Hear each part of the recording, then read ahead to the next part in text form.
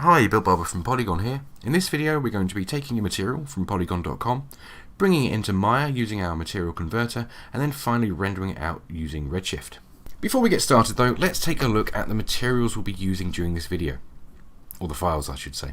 First of all, we'll be using the wood flooring 044 material, and we're also going to need the material converter add-on for Maya, both of which I already have downloaded, but I'll be including a link below the video so you can get them too. Okay, let's head over to Maya.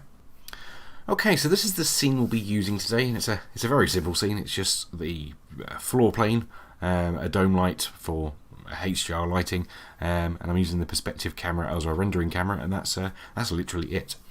But before we get started, we're going to need to bring in, or install I should say, the material converter. Now I already have it installed. You can see the button for it here underneath the custom panel, but let's talk you through the process of doing that. So once you have the zip file downloaded from the website, extract the whole thing into a folder like I've done so here. I placed mine on my desktop, and there's a few files inside that. So the one we need at the moment is this installer script. So when you've found that, just drag that anywhere onto the viewport, and then you'll then be prompted to basically find that folder that we just dragged from. So as I said, mine's on my desktop, and then I'm clicking on the folder, and then you've got Poliigon material converter within that. When you have that selected, it will say that the material converter has been updated. For me, because I've already got it installed, for you it would say installed. But that's it. That's the whole installation process. The converter is now part of Maya, which is good. So let's click on the converter button itself and take a look at how we use it. We've got a couple of options to fill out. The first one's the textures folder. Now this is where you tell the converter where you keep all your materials from Poliigon. So I'm going to go find mine. Here they are, and as you can see, I've got a whole bunch of different Poliigon materials already saved. And if I were to select this folder, the converter would bring them all into Maya for you to then pick and choose what ones you want to assign to what.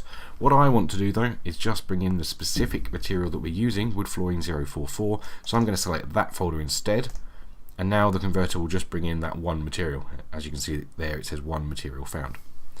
Next up is the renderer. By default, the converter will select whatever renderer is currently assigned to your project. This is already set up for Redshift because that's what we're working in today, and the converter knows this and has automatically selected it. If you do need to change it though, the other options are just to click away. Below that, we've got some advanced settings. Now by default, these are exactly perfect for our uses today, so I won't be touching any of them, but if you need to make any adjustments, that's where you do it. But I'm just going to click on convert, and it will say all materials loaded successfully, and that's us done with the converter. It's done its job. Now we have the material brought in. Let's click on the hypershade window so we can assign it to our floor plane. Once I've opened that up, you'll see we've got our wooden floor material, and if I right mouse button on it and take a look at the graph network, it will show the textures that have been brought in and a couple of other nodes. Now you'll be noticing there's no displacement texture. Now that's something to do with the way Maya likes to load up its nodes. If you click on this final node here and then click on this input and output connections button, it will bring in the displacement nodes. So now we've got all the textures there. Okay, so now I'm going to click on the floor plane. I'm going to right mouse button on, or hold the right mouse button on our material, and then assign material to selection. So now our wooden floor material has been assigned to this floor plane. Yeah. So at this stage, I'm going to click on the IPR button, the interactive rendering, and that will, there we go, load up in this render window. Anyway, sorry, I had a really big gust of wind there that distracted me a little bit. I'm not sure why we've got this box though. I'm going to just, there we go.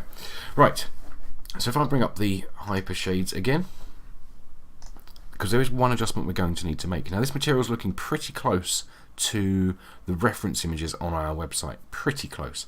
The only thing is the reflections are a little more blurred, a little less glossy than we'd like. So what we need to do is make an adjustment to the gloss map. Now you will find this occasionally. Different rendering engines have different implementations of PBR. They do things slightly differently. So maps will sometimes need some minor adjustments to get them looking the way that you want. So if I go down to the Redshift bit here and then type in multiply. That's no, it's a default male one, isn't it? Yes. This multiply divide node. Yeah, I'm going to click on that, which will bring in one of those nodes, and I'm going to name this roughness adjust. Now the reason I'm calling it roughness and not gloss is because our gloss texture is actually being inverted. Yeah.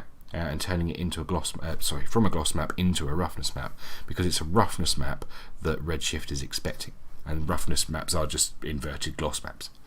So our roughness, I didn't take the name, did it?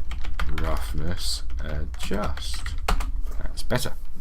So I'm going to feed the color from the, pick the right one, from the roughness map into the adjustment, and then I'm going to feed that into the reflection. But you'll see at this point it won't take this type of value, and the reason being is the shader is expecting a float image rather than a full color one. So the quickest way in Redshift to get around that is if I click on this little plus symbol, it will give us the the RGB channels of our image, and because they're all essentially the same in terms of value, it doesn't matter. We can just take one of those, feed that into roughness, and it will work just fine. As you can see, we're still getting our roughness map in there. But with this node now in place, we have this value here because I've plugged it into.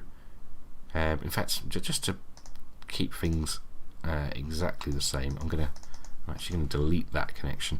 I'm just going to bring in the red channel. So red to the X input and then X into the roughness, just so we know it's this first value that we need to adjust. Okay, I hope that makes sense. Now we've got that in place.